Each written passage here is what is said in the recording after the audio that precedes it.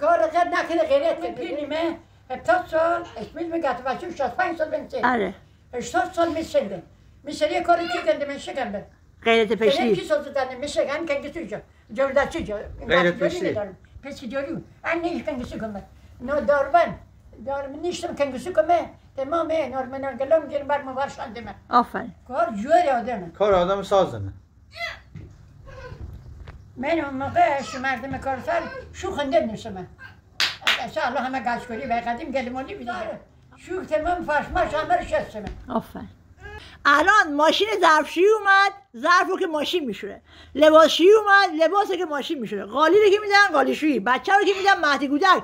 دیگه الان دختر الان مثل سابق کار نمیکنن. قدیم زنان دست پنجره برن طلا بایرن، همه کار شکردنه. الان که اون کار که نه اما خورده مردور به ظرف همه رو شستم بچه بیما سختی زیاد کشیدید. سختی کشیدید شیم بکت میشی سرین بیومه شو ظرف سسمه سبیشی مردم کارسر.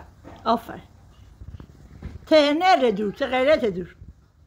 الان خب میگه نه با اون حالا شو سری کارش انجام دیم مگه آفرین زیگی گیریم به مگه کار غیر نکنه غیرت میپینیمه 70 سال اسمیل میگه تو بچه 65 سال بنسه آره 80 سال میسنده میسنده کاری که کنده میشکنده غیرت پشتی کی سال زدن میشکن که گیسو جا چی غیرت پشتی پس دیاری ان نیش کنگیسو کنه نو داربن نیشتم کنگیسو کنه تمامه نورمنان گلم گیر بر مبارشانده من آفرین کار جوری آدمه کار آدم سازنه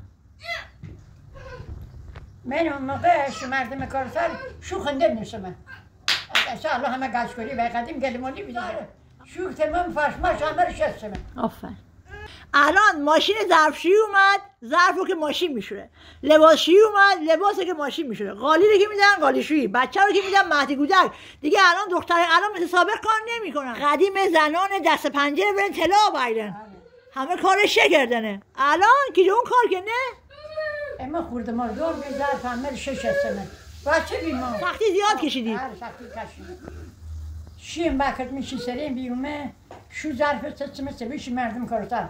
آفرین تهنه دور، غیرت دور. الان خب میگه نه با اون حالا شو سری کارش انجام دیم مگه آفرین زیگی گیریم به مگه